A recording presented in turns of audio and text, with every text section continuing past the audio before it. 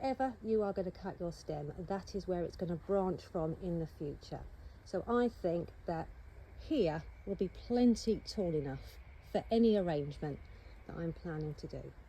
I'm placing my snips just above a set of leaves. There you go, look at that, absolutely fabulous. You can see here, if I hold them together, that is an awful lot of foliage from just 2 snips. My goodness me, it has been such a hectic week, and I've had loads of messages asking if we've got any bare roots left at all. We do have some, we've just had a count up, and we do have just about enough to do a flash sale. So that will be Friday night at 5 o'clock like we normally do. And don't forget, if you're ordering and you've never ordered a bare root before, it's not a pot plant, it's a bare root. And it's going to lose all of its leaves, it's deciduous. So just like the trees behind me, it is dropping all of its leaves now. Neil and I purposely have kept the plants as cool as we possibly can to make sure that they go to sleep, because the last thing we want to do is put them in a summer house. They think it's Barbados. They put all their new growth on, and then we go and put that in the post and it will get damaged. So we will wait for the new growth to happen once you've got them at the other end. So I thought I would use this one as an example because it has lost most of its leaves. You can see really clearly. So it's the roots that we're after. Look at those. Aren't they absolutely fantastic? So the leaves have mostly dropped off. So you can go ahead now and prune them, or you can wait till the spring. It's completely up to you. But no new growth is going to come from this top section. So wherever the leaves finished, that's where you can chop the plant down to. But don't take it any lower, because look at that framework.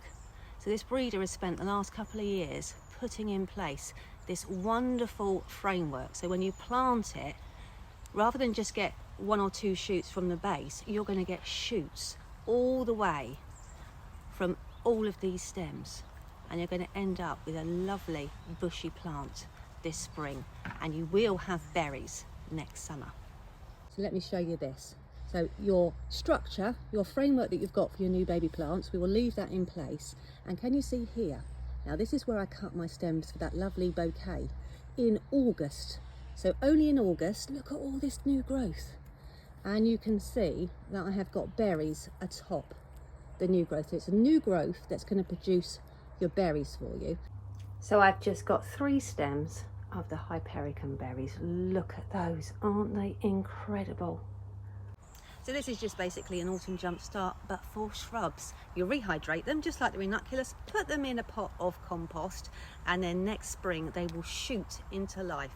And just imagine how much bigger this plant's going to be once it puts on all that new growth. Incredible. So I thought I'd bring you down to the field and show you my plants here. So it's much colder in the field, and you can see that all of the foliage is gone. All of it has dropped off. And all I've got is the spent berries at the very top, and nothing is really going on up here. But further down, look, because we've had a lift in the temperature, the plant has decided, oh, it's not quite time to shut down, and it's put on some beautiful new growth. So you can either prune them in the spring, or you can give them a snip now. Just avoid midwinter, because pruning does encourage the new growth. And if it's December and it's very cold, for example, this could get a little bit nicked by the frost. So now is fine, and the spring is also fine. So I've carefully placed my snips just above the new shoots. And there we go. A good hard snip. And that is now the new top of the plant. Look closely at these plants. You can see all those little nodes. They are going to be these little rosettes of leaves. That is much better, isn't it? Good, clean, fresh growth. Here I've got another plant, and you can see, look, it's shooting fiercely from the base already. So I'm going to cut this plant right back, take out all the old growth, and then it can focus on these new shoots. Look at that. And establish itself a good root ball in the pot, ready for planting out this spring.